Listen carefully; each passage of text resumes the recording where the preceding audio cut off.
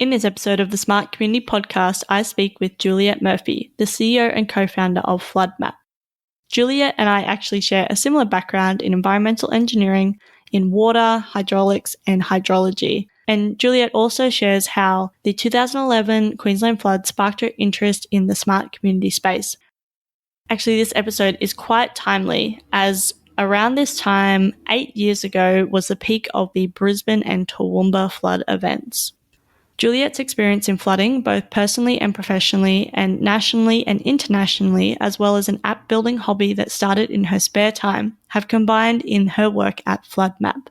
Juliette and I discuss the gaps in the communications during emergencies, and also the gaps in accessibility and understanding when citizens receive these communications.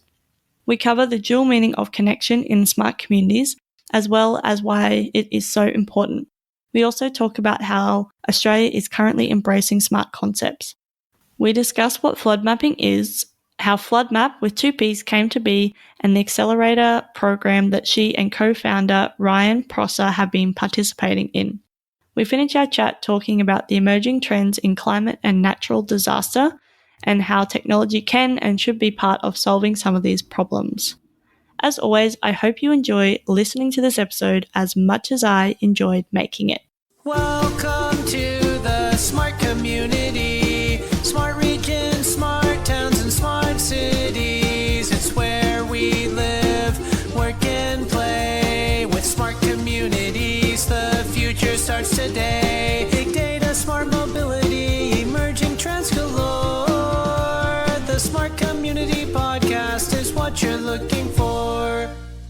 Just before we get into the episode, I wanted to let you know that you can now support the Smart Community Podcast via Patreon. That's patreon.com/smartcompod with 2 M's. If you become a patron, you'll get a special episode each month exclusive to supporters. If you would like to feature on the Smart Community Podcast, you can also head to Patreon where you can sponsor an episode. There are options for either a full featured episode or adding a promo for your company or an event coming up. There are both once-off and monthly options. Thank you so much for your support so far. It is my dream for the podcast to be self-sustaining so it can continue to be produced for my smart community no matter what the circumstances. Enough from me, on with the episode. Hello, Juliette. How are you? Hi, Zoe. Really good, thanks. How are you? I am so good. I'm so glad that we finally got to chat. I'm really looking forward to this. So can you tell us about your background and what you're passionate about? Yeah, absolutely. So my background is in environmental engineering, actually like really similar to you in a way. So I studied environmental engineering at UQ a long time ago now, like over 10 years. And I really kind of went into it because I sort of was always passionate about environment, sustainability. I was really interested in climate change, interested in renewable energies, really interested in weather and like flooding. And I came out of my degree and then went into working as a water resource engineer with a consulting company for about 5 years in Brisbane and then overseas in Canada for a couple of years after that. And so I specialized in hydraulics, hydrology, flood modeling, and I just was fascinated and I really loved it. And then to top that off, it was just interesting experiencing flooding in 2011 and then coincidentally again in Calgary where I lived in Canada 2 years later in 2013. So that just really got me more passionate about my interest in flooding and my interest in helping people understand it. Like I, in both of those events, experienced quite personally and seeing friends be affected and losing all their belongings with sort of little notice. So I became really passionate about just making a difference, and building apps and technology became a big passion of mine just as a hobby project. You know, I started building an Android app. So I'm passionate about a lot of things, but I think a big one of them is making a difference, particularly in areas that I feel that we can, where a problem can be solved. I love solving problems and helping people. Yeah. Excellent. So yeah, you're a true engineer, right? Yes, you could say that. So what sparked your interest in like this smart communities or, obviously it's very related to flooding, but this smart community space? Yeah, well, I think when it really clicked, was, after some of these flood events for me. So in Brisbane in 2011, one of my friends was living in Goodna and her house was swallowed over the peak of her roof. The flood went over it. You couldn't see her whole apartment. It was engulfed. She lost tiles off the roof and things. And she knew that it was going to flood in Brisbane and had placed some things on tables, tried to move things up high and evacuated. But what she came back to and what we came back to come and clean up was just an absolute disaster, crazier than anything I'd ever seen. And it still impacts me to this day, really. Just seeing a house where sort of the roof is falling in and every single one of someone's possessions is just covered in mud and sludge. We spent days salvaging some of her photos. We froze them and then we're going through this recommended process of restoring them because they all got lost. And I just started getting me thinking, why did this happen? And I know the obvious question is because it's flooded and we can't stop the weather, we can't stop the climate. But surely there was enough time for some better planning and understanding to have gone into this. And yeah, so it really stuck with me, particularly because my background was in hydrology and flood modelling. And knowing that people during the flood event that hit Brisbane in our consulting firm, they had a lot better an idea because they knew what 7,000 QMX meant and they knew what a predicted flood peak at 5 meters or 10 meters meant in terms of their particular area or house topography or building height. But to people, if you're not a flood engineer, that kind of information can be really hard to digest. And so anyhow, in 2013, I moved to Calgary in Canada and it was scary. Basically, the same thing happened again. This 1 in 100 magnitude flood hit Calgary, causing about 6 billion in damage and kind of over 75,000 evacuations with little notice. And just the whole city, the whole downtown was inundated. The Stampede Arena, which is sort of like the Brisbane showgrounds, I guess, all got inundated, 2 weeks before they were going to have their big show. And I took in 5 of my friends who got evacuated, came in to sleep in my tiny apartment on the floor because they had nowhere to go and they weren't allowed back into their houses for weeks, even those that were in apartments because all the basements got flooded.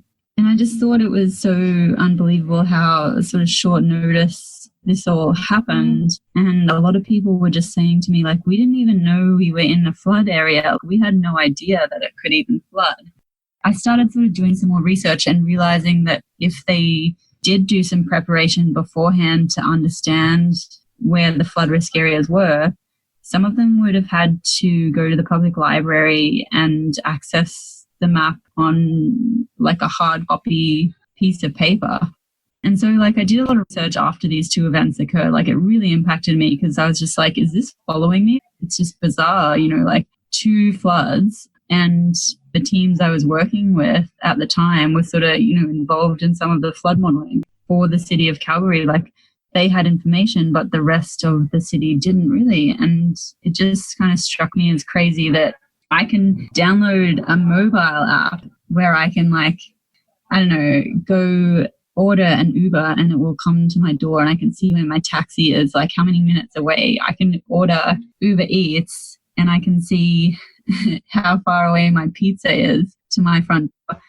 But yet in a disaster, people are sort of left in the dark. And I think the way in which people expect to receive information now is changing. People have this expectation because of some of the technologies that are out there that information will be disseminated to them in a personal way. But we sort of, I think, in some areas around flooding and natural disaster have been lacking that technology. And so I think this is really what sparked my interest in smart cities because I saw, apps out there like Snapchat where there's AI that means you put on a fairy hat or vomit rainbows. And yet there's nothing sometimes when it comes to the moments that matter. When you really need visual and important information, it's missing. So I sort of researched a lot around the recommendations that came out of the Brisbane Flood Inquiry and the Calgary Flood Inquiry, and a lot of them were really similar. It was around improving the understanding within the community about where flood impacted areas could be, where the flood hazard areas are, and also improving the warning time and sort of disseminating warnings in a way that people could understand. And so I think there were some things that were really highlighted around, although people might have received a warning saying like this particular catchment, the Bow River, 12 meters, that those bits of information don't necessarily mean a lot to everyone. So it was really this highlighted piece around understanding, really came back to understanding, and that if something is communicated to you but it's in the wrong language, then it might as well not have been communicated to you at all. So it really got me thinking and sort of got me researching more. And like I kind of developed this hobby for learning about smart communities and using technology to aid in understanding of flood risk. I'd say that's really what sparked it. Yeah, excellent. Thanks for sharing that story. It's so interesting. And I had a similar experience in that I was in the Brisbane floods, and then I was in the Roma floods as well. And my parents' house went under 3 times in 3 years. And we can vomit rainbows, but why don't we know where, in real time, where this is, occurring and why it's occurring and when it's going to happen again and what we can do about it? Yeah, exactly right. Exactly. It's so fascinating to hear your story too. Like I'd love to hear more about that later down the track as well. Yeah, we're going to have to catch up for a coffee for sure. I think so. Okay, let's go on to this next question, which is, what is a smart community to you? I think smart communities to me all come down to connection broadly. And that's a pretty broad term, but it's connection in different ways. Like I've seen the use of technology to create apps where the application helps workplaces connect with different people from communities and immigrants to help look for employment opportunities, to help people from different cultures who are learning English better develop their English skills, even to help people that have like secondhand goods sell those goods to people who want secondhand goods, and all these like, circular economy applications. And then connection in the more kind of technological sense in terms of connection of big data, like Internet of Things, connecting like a rain sensor or a river gauge or a street light to a server that then is able to undertake analytics and start to create automation. Like that all comes down to connection. And I think that's really about how I would describe a smart community. It's not necessarily technology for the fact of just having technology, but it's that you're using technology to somehow connect people and the things around them. Why do you think that this concept is so important? Yeah, if you think about any community, to me, a community is something you sort of identify with and you feel a part of. Either you feel some kind of camaraderie, or you feel part of a team, part of the neighborhood, part of the group of people that live in the city around you. And so, you want to feel like you can connect with them and help them in some way, or you want to feel like there's infrastructure around you and information being communicated about risks that you might need to be aware of, and that information is things are accessible. And I think, everything feeling a part of something and accessibility of information, again, it all comes down to connection. How do you think Australia is currently embracing this concept? Yeah, I think in Australia there's like more and more online resources within communities where you're able to connect with people or buy and sell goods, like lots of marketplaces being used to exchange things within communities.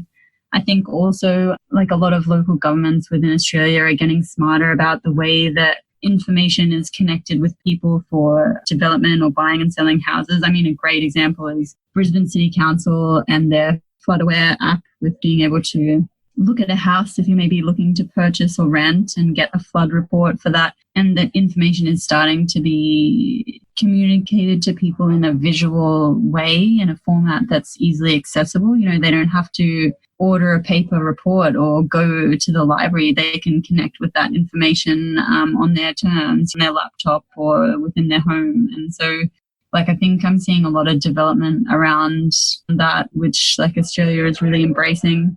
Yeah, I think we still have a long way to go, but I think in some places we're making huge strides when you sort of compare to some other countries around the world.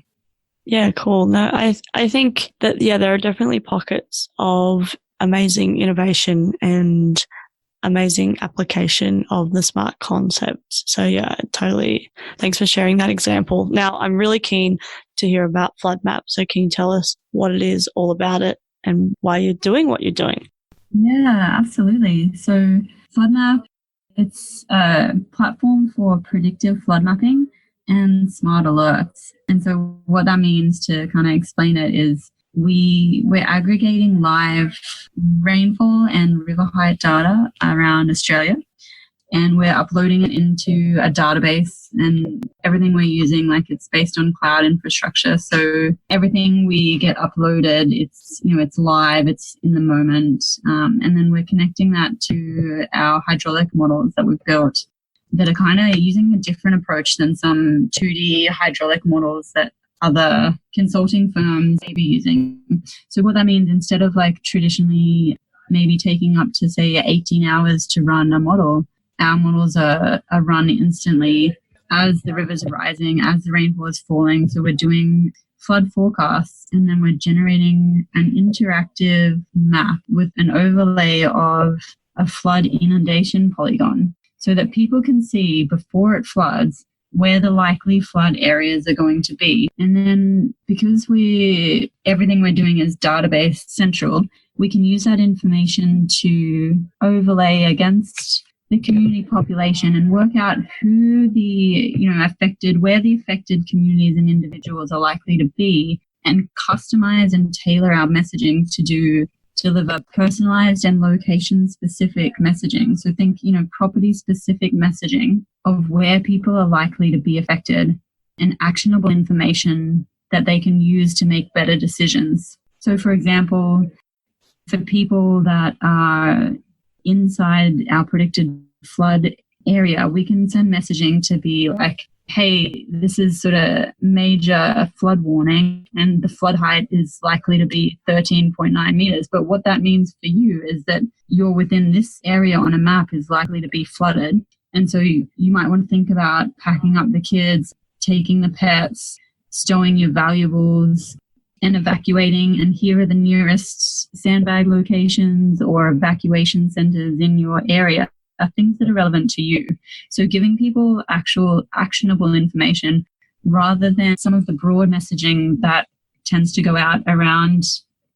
For example, there was a warning that went out last year in the Logan Albert catchment saying that there'll be major flooding in the Logan Albert catchment and that flooding is likely to reach 13.9 meters. So residents on floodplain areas in the Logan catchment move to higher ground.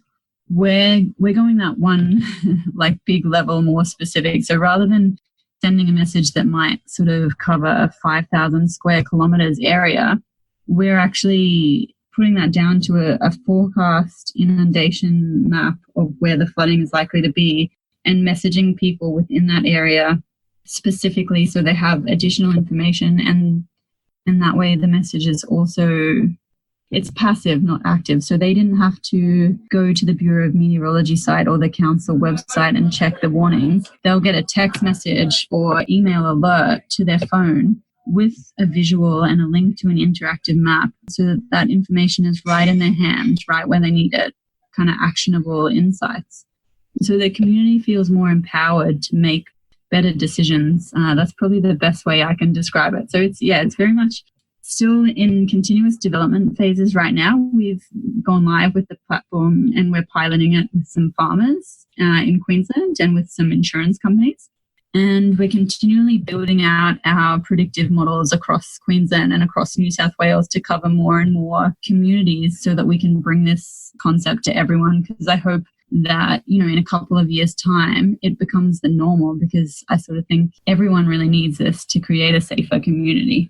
That's awesome to hear. And it makes a lot of sense to me. And recently I was in Japan and I was in Kyoto when they had the floods, and I got these text messages on my phone. Granted, they were in Japanese, so I didn't know what was happening anyway. It was a text message saying, evacuate, this area is, flooding, blah, blah, blah, whatever.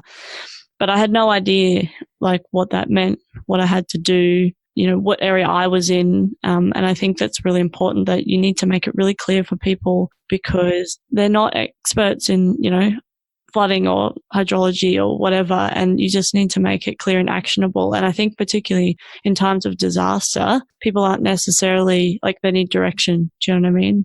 Oh, exactly. Yeah, it's a stressful time as it is. Like I can't even imagine if I was you there in Kyoto, you can't speak the language and there's this warning coming in a language that you can't speak. And even then, like you're a tourist, so you don't necessarily know the areas and the names of the different suburbs or localities very well. So that's the case where just a map of the affected area and a GPS beacon would be like really useful because you can even say like, okay, I'm headed away on foot. Like, am I headed in the right direction? Or like, where do I go if I'm trying to get an Uber? How do I get out of here? And so, yeah, it can be really stressful. So I definitely feel for you that I'm guessing that you got out okay and everything, you stayed safe. Yeah. I ended up just basically going to the train station and I knew like shit was getting real when the trains were delayed in Japan or cancelled. So I was like, okay, what do I do? And so I just ended up at the train station and pretty much hung out there all day waiting for my train that was just delayed after delayed. And I eventually got back to Tokyo because I was supposed to fly out like within 2 days. And I was like, okay, I could either stay here, potentially get stuck here or try and make it back to Tokyo.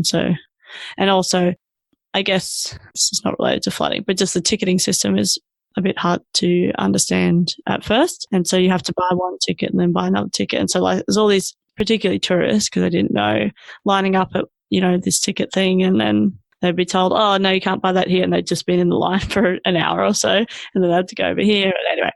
It's crazy, isn't it? Yeah. But it was a fun day. But yeah, well, cool. No, thanks so much for sharing about what FloodMap does. And like I know you were in an accelerator recently. Can you share a little bit about that experience? Yeah, so the way this project got off the ground, it really started off as a hobby at first, so a bit of a passion project, if you like, in my part-time.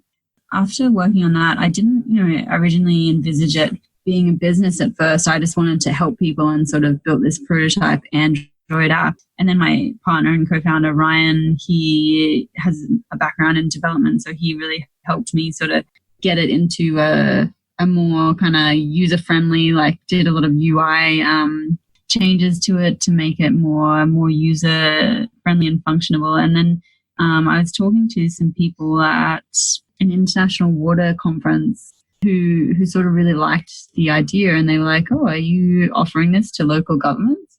And I thought, well, no, not yet, but maybe yeah, I mean, if you're interested. I just hadn't even thought of that. I just sort of it was a bit of a hobby. So then we started to think more seriously about how we could put some more resources into it and get it out to broader communities and businesses to help improve safety and prevent flood damage. And that's when we realized we really needed some capital because to sort of take the leap. And I'm sure you know a little bit about this too, leaving a full-time job is never an easy decision to work on your own project. So we decided to apply for some accelerator programs. So we applied to the H2 Ventures Accelerator Program in Sydney. And that was in about December 2017 by that point, I think. So we found out in December that we were successful in getting into the program. And I think, I almost cried when I got the call. I was just in shock that someone was going to back us and give us some seed funding that we needed to get the project off the ground. And so, we moved to Sydney for 6 months at the beginning of 2018. That program ran from February to June 2018. And it was fantastic. It really taught us a lot about the whole process of trying to start a startup company and get an idea off the ground into a prototype and into a functioning product. And part of that, we learned so much about validation. So we really went through a lot of validation exercises of literally just going out onto the street and talking to people, in their lunch breaks and putting the app and some prototypes in front of them and saying, what do you think about flooding? Are you worried about flooding? Do you know where the flood areas are? Would you use a mobile app? If you did use an app, what features would you want? And it was interesting. So we learned a lot in that process. Basically, we surveyed hundreds of people and the feedback was, yes, we think flooding is a risk. And yes, we think there's a lot of damage happening because of flooding. Yes, we think people need more warning time. Yes, we think that more damage could be prevented and more safety could be achieved with more warning time. But no, we wouldn't use a mobile app because we need Netflix, Spotify, our banking app, all those important apps on our phone. And it doesn't really flood very often. So it's not something that we would download. And so basically going through this accelerator program was like a really big learning for us in terms of what people actually wanted. And I think we'd realized in our spare time and as a passion project, I maybe missed some of those steps and I was solving the problem how I wanted it solved or I thought it should be solved for me. But I hadn't really talked to the broader community and taken them along on the journey and asked, what did they actually see as a solution and what would make the most sense to them. And so the accelerator was really a journey just about sort of customer and consumer validation, about what people wanted, what people would use. And that sort of fed into the way we developed our next product. So we did some more research around like our business model as well. And, originally we were thinking of making FloodMap a B2C product, like a business to consumer. However, after research, that sort of changed a bit. We knew like at the beginning, we couldn't be a charity or not for profit because the kind of capital that goes into developing a technology like this, it's so high tech and there's so much risk involved in all the predictions. We needed a full engineering team and then to try and tackle this problem on a global scale, like we have big aspirations. So we realized it needed to be, a company set up to be profitable, but for a social good. So that's the sort of structure we set on. And then we started to survey people to say, okay, would people pay for this as a consumer product? And what we found out was that no, people said, we absolutely need this, but no, we wouldn't pay for it, except for a few people. So we had like probably 80% of people said no, they wouldn't pay for it, but yes, they wanted it. And then when I asked like who should pay for this, the two answers that came back were our local government or state government or our insurer. So that's when we sort of really started working in the accelerator with changing our business model from consumer to like a B2B play to market to businesses and governments. And so now we're looking to work with businesses in agribusiness, mining and construction, insurance, as well as government.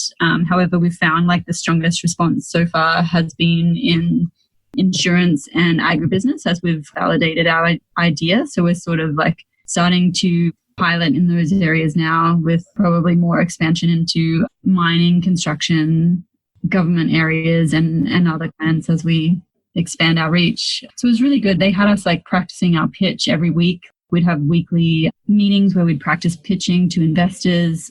We'd have like weekly stand-ups and it was just this really supportive environment where everyone, all the different teams, we went through with 16 different teams and every team would sort of come back and say, oh, we validated our idea on the street, like we got good feedback or no, we got bad feedback. So we're kind of pivoting and going to try something different. And it was just really kind of nice to be going through this startup journey with people that were kind of just where you were, having the same challenges about what we're going to build, how we're going to build it, how we're going to make money, how we're going to grow, how we're going to scale our impact, basically. And now, so we moved back to Brisbane in July and we're actually going through a follow-on accelerator program that's more, the first one we did was very much around validating an idea and setting up a business. The one we're going through now is more a scale-up accelerator. So it's really focused on helping us increase our sales, getting our sales process all lined up and scaling our reach. So now we're sort of, the last few months have been moving into the US and getting a lot of interest there, which is really exciting. So it's sort of a similar thing. We have weekly meetings, but much more team by team focused mentoring where they help tailor their approach to us and help us, form strategies around investment, strategies around sales, pricing models, all that type of thing. So it's been really, really useful. I'd recommend anyone looking to start up their own tech startup. That's awesome. Thanks for sharing that. Okay, let's move on to this next one. And I feel like I could guess what you're going to say, but I'm really keen to find out what the emerging trends are that people aren't talking about enough. I'm probably going to say, there's a couple of big trends around climate right now that I feel like are going to affect a lot of communities in a lot of ways that I know we're talking about them, but maybe not to the extent that we need to be and should be. Is that what you were going to guess? Yeah. I think the changes in flooding and disasters and things and how we respond to them is kind of where I thought that's where, in that area of like your expertise. Yeah, definitely. I think that the science is showing right now that severe weather events and flooding is becoming not only more frequent, but more severe in impact. And, it's just a really interesting one for me that although we do our very best and there's some really talented modelling and smart science around frequency estimation for rainfall events and flooding. But in the end, like in Australia anyhow, in some places we're working with quite short gauged records. So maybe we're working with, say, 100 years of rainfall that we've recorded and maybe like 60 years of kind of runoff record that we're working with. And we have to try and extrapolate based on this point in time, this historical point in time, forward into the future. And there's a bit of uncertainty is that record that we have, does that represent a pretty wet, record or a pretty like dry record? And so that's, you have to use like a lot of stochastic modeling around predicting the ranges and bounds of uncertainty. And there's a lot of like different climate change scenarios and modeling going on, which have been really helpful. And a lot of the findings are that, not only a flood's going to become more severe and more frequent, but the sea level is going to rise. That's going to affect kind of coastal communities in terms of storm surge, affect the tides. It's going to affect coastal erosion. It's also going to result in droughts as well as, worse floods, but also worse droughts. It's basically two of the main struggles we struggle with here in Australia is really droughts and floods. And so these are each going to affect different communities in different ways. Anyone that knows Australia knows that we're not just one and the same. We're so diverse. There's small coastal towns. There's places that are surrounded by a tropical rainforest. There's places that are more, dry, desolate, arid climates. And I think climate change is affecting everyone in different ways. And I think it's really about talking about starting the conversation more within communities and within leadership about how we're going to adapt as a community and become more resilient to that. And, as with flooding, like we know we can't stop the climate. It's a force of nature, but we can change our approach to it and we can adapt to that and become more resilient and mitigate in other ways, like and have more warning. We can have more connectedness within the community. Like, is someone facing a disaster who needs help? Is someone available to help because they're not affected? Can people donate clothes? Can people donate furniture? And it's just all like resilience and adaptation piece on a larger scale. And I think technology really serves a purpose in connecting the community to kind of become more resilient together and tackle it as a community problem rather than as individuals. Yeah, that's awesome. Juliette, you have, what's the word I'm looking for? You've inspired me again to be excited about hydraulics, which is very hard to do because I did spend a bit of time in hydraulics, which we just discussed. But yeah, I guess what you've done is made that application, I don't want to use smart, but more like it's gone back, what's the pain point of the community, right? And how do we solve that? And bring in that personalized experience to something that people just accept that this is the way it is. So thanks so much. I've really enjoyed talking to you, and I reckon we could talk for hours. And we'll have to catch up in person in Brisbane when I'm down there. But I'm going to have to ask you the last question because I have another meeting at 12:30. But how can people connect with you? Oh, always. Hey, I love reaching out to people who are interested. If you can email me at juliette@floodmap.com with a double P. You can also get on LinkedIn. I'm often on LinkedIn sharing different events we're speaking at, etc. You can find FloodMap on Facebook and on Twitter would probably be the best ways. And of course, come along to our website and sign up to our mailing list, fill out the survey and tell us how flooding has affected you. So it's www.floodmap.com. We'd love to hear from you. That's awesome. We'll put all the links in the show notes so people can click away. So thanks so much for coming on to the Smart Community Podcast. No, thank you so much. I'm going to send you an email because I'd love to catch up for that coffee. I hope you have a wonderful afternoon. Thank you. And you too. And yeah, I really look forward to our next conversation. Sounds good. Okay. Bye, Zoe. Bye. Thanks so much for listening to the Smart Community Podcast. Show notes for this episode and all other episodes are available on our website, mysmart.community. If you have any questions for us or any of our guests, you can email hello@mysmart.community or find us on the socials. We are on LinkedIn, Facebook and Twitter @SmartCommPod. That's Comm with 2 M's. If you are enjoying the podcast, please leave us a rating and review at wherever you listen. This really helps us reach more ears, so thank you in advance. As always, I hope you enjoyed listening to this episode as much as I enjoyed making it.